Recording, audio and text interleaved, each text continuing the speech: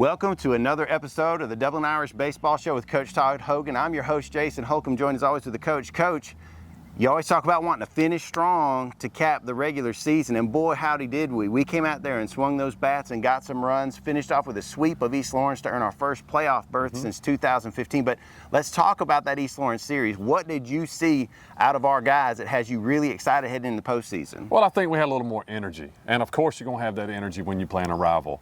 The guys came out from start to finish, first pitch to the last pitch of all three of the games. They battled. They never got down. We had a few hiccups here and there, but then they came back and responded the next inning when we needed to. And that's what it takes. You can jump out on guys, and then when you give it back, you've got to go back out there and put up another crooked number in the next inning. And that's what they were able to do. I saw a little bit more energy in these last three games than I'd kind of seen all year, which is good. You want to peak at the right time. A lot of chatter. And of course, it's because it's your rival.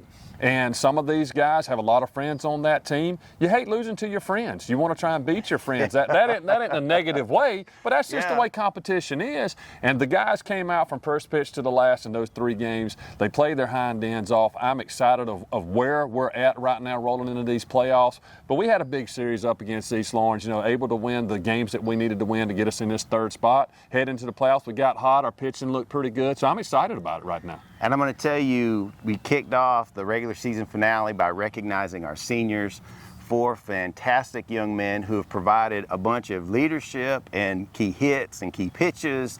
Talk about those guys and what they've meant to our program. Well, there's no question. Ethan Moore, we'll start with him. He's a catcher-pitcher. What do you say about this guy? He's consistent every single day he comes out here.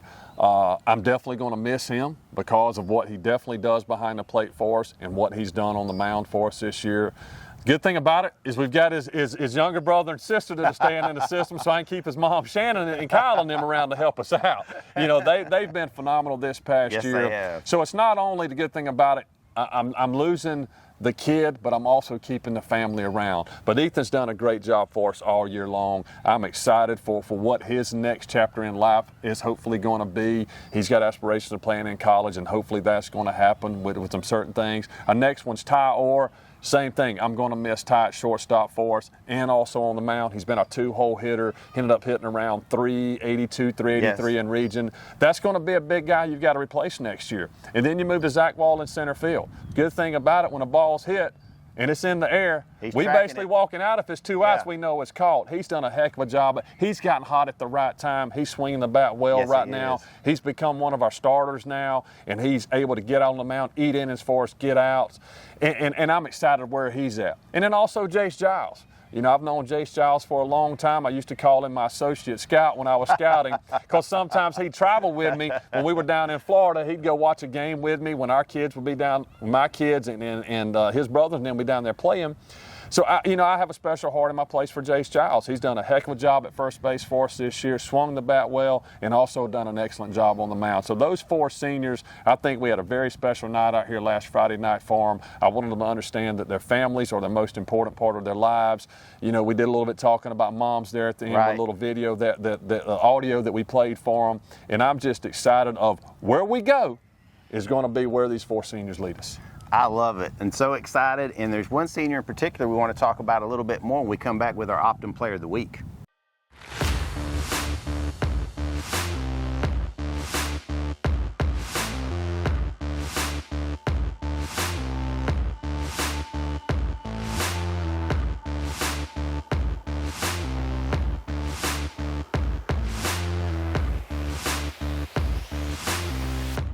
All right, Coach, we talked about Zach. I got excited because at senior night I was able to get pictures of every single senior, but he's one of the harder ones to get because he's way out there, got a couple of good catches back-to-back, and he's just a great kid. I mean, now you talk about all the other aspects of him as far as a baseball player. He's just a good kid. There's no question. Zach's one of those guys you always look back and, man, I wish I'd had him for 4 years.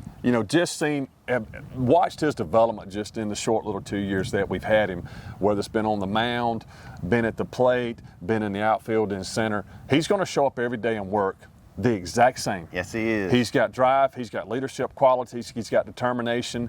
And I tell you what, he came out last week and was on fire. He swung the bat well in the first game of the series, continued it to the last two, gets out here on the mound, competes against them Thursday over at their place, and he's done that all year for us. So our Optim Player of the Week last week's definitely got to be Zach Wall. He's a senior, the leadership qualities, everything that he has done, and he's that guy that has taken into control. He came to me after one of the series and said, Coach, I'm done. I'm tired. I'm sick and tired of how some of this stuff is going. I said, tell you what, son, you go out there and handle it. Coaches don't have to come out there and handle it. So he huddles all the guys up out there on the field. He lays into them pretty good. Then he motions to me about 10 minutes later to where he's done. So that's what you want. Those type of qualities you can't teach. No. And when that kid has that, he's going to make something of himself in life because he's got the drive and determination. And I'm going to really, really miss Zach Wall and his family, his mom and dad and all this stuff. But that's our Optim Player of the Week, Zach Wall. Yes, it is. And we want to thank our friends at Optim for giving us the chance to highlight people like Zach. Want to thank Coach Melissa and Dr. Hanson and the whole Optim team. They're always there for us when we need them, and it's just a great partnership that we've had now for, well, since 2019, I believe. But Coach, now we have to shift gears. It's playoff time. It's 2 wins or you're done. There's no other way around it. How do we get 2 wins this week and advance to the next round? Well, it's 0-0. I mean, there's no records anymore. Records are out the door. And, like we talked about a little bit earlier, you got to get hot at the right time going into the playoffs. I think we're kind of getting to that stage where we're getting hot at the right time. Bacon's going to be a good team. Bacon's got a region with Irwin County and I think Brooks and Smith, so it's a tough region. Talk back and forth that, you reach out to other coaches and you get fillers and they reaching out to us about some of the people in our region. I think we're kind of the same type teams. Really, at the end of the day, we're talking to the coach, like Dr. Jekyll, Mr. Hyde type. Some days they come out good, some days they come out flat. I go, Coach, you're explaining us. I mean, so it should be a good series because we seem to be the same type. Got guys that can throw strikes, not really anybody that's overpowering, it's upper 80s or 90s, just have good pitchers that throw strikes. Defensively, make the routine plays at time and we don't. That's the same thing that they do. So I think we just got to come play our game. We've got to have that energy like we had in the last series of the year. Come out from first pitch, be able to go the whole time. If there's a little adversity, you got to deal with it, be able to battle back. Yep. Whatever happens in the first game, you've got game 2. Everybody as a coach, your goal is to go on and win 2 on that first day. Am I confident? Yes, I'm confident, but as a coach, you always are going to be confident going into something.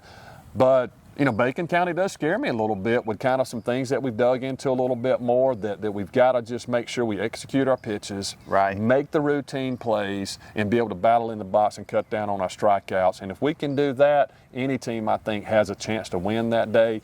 But it's going to be a battle. Bacon County's going to be a good team to play, and I'm excited for Thursday. Now, talk about Thursday, because we got a double on Thursday and an if game on Friday. Talk about first pitch for that game 1. Well, we're going to be right now, the game's at 4 o'clock down at Bacon County on Thursday, doubleheader to follow. I know we have some weather coming in. There's been some things where we tried to move some games here and there, but we haven't been able to move the games to Wednesday, which is good weather, good weather on that day. So I don't know, but right now game time is 4 o'clock. I'll get the itinerary from that coach. We'll get the guys out. We'll travel down there, grab a bite to eat, get in their cages and be able to hit. I'm just, I don't like weather, but it's part of the game. I don't know what's going to happen. If there's a way we can bump the game up earlier during the day, sound like you could play today and you'd be fine with it. Oh, well, I would love to. I mean, when we got sun and not have to worry about rain, that would be great. So, with GHSA, you can start playoff games earlier during the day. During the regular season, you can't start until you get out of school. So, there's been some dialogue back and forth between us to see if we can maybe start the games early to try it again, because the weather looks like it's later in the evening that when it's going to come in. So, but 4 o'clock right now is the start. That's all I know about. And, we love all our fans to come out and support these guys, all the community, travel down to Bacon County. Let's have a good crowd down there. Let's show these kids the support. First time in 8 years since we've been there. Hopefully this is what we're building on to continue this thing. And it's going to be exciting. 4 o'clock Bacon County as of right now, doubleheader, if game on Friday. Make sure to come out and support the Irish. First time since 2015 in the playoffs. And Coach, we had another first the other day that we want to highlight as we close out the show. Our Dublin Middle School Fighting Irish reached the championship game of the Middle Georgia Middle School Athletic Association for the first time since 2011. which is just amazing. And the kids came out and battled real hard.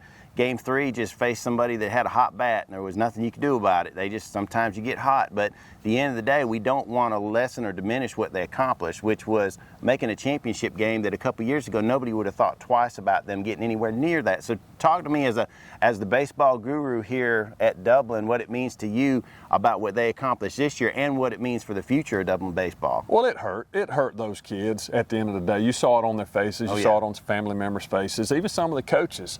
And from my perspective of it, as the high school coach looking at what you have coming in the future, for these guys to come out and battle like they did all year long to get to the championship, going in as a 3 seed, and then all of a sudden a 4 seed win. Now you have the championship back at Hilburn Park, which was a great atmosphere. Oh, yes, that place was packed. It was unbelievable. Thank you for everybody coming out to historic, Hilburn Park and seeing these young men.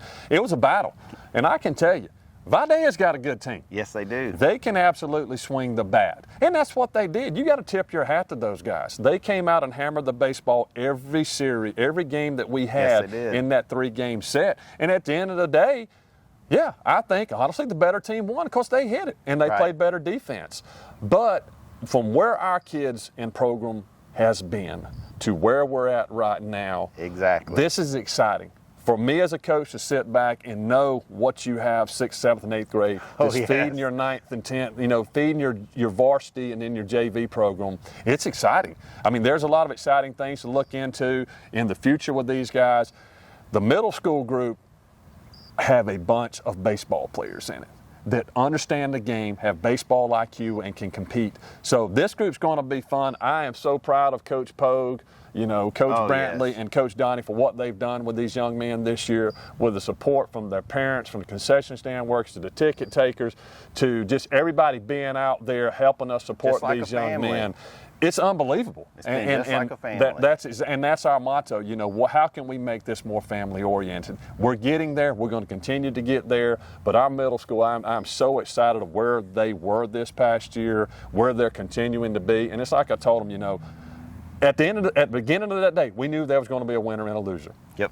Yes, we want to try and be on the winning side of it, but it's that old saying, there were some other teams that weren't out there playing. Yeah, sure would have loved to. You had a chance with one game to try and win this thing, so you got to hold your heads up high. You learn from that adversity. You learn that you got to work a little bit harder. Exactly. You may just run into that buzzsaw where you can throw it as hard as you can and make a good pitch. They run into it and hit it. And that's what Vidaya did. So, congratulations to Vidaya, but also congratulations to our Greenie Weenies, they call them. The Greenie Weenies. Congratulations to those young men, and it's going to be fun to watch these kids as we move on in the future. Yes, but we've got all of next year to worry about watching these boys grow. Right now, we want you guys to be focused on Bacon County and the first round of the Class A playoffs. Yep. First pitch is tentatively scheduled right now for 4 o'clock down at Bacon County. We want y'all to come support these Irish. Let's hopefully get 2 wins at a time and see just what we can do. That's it.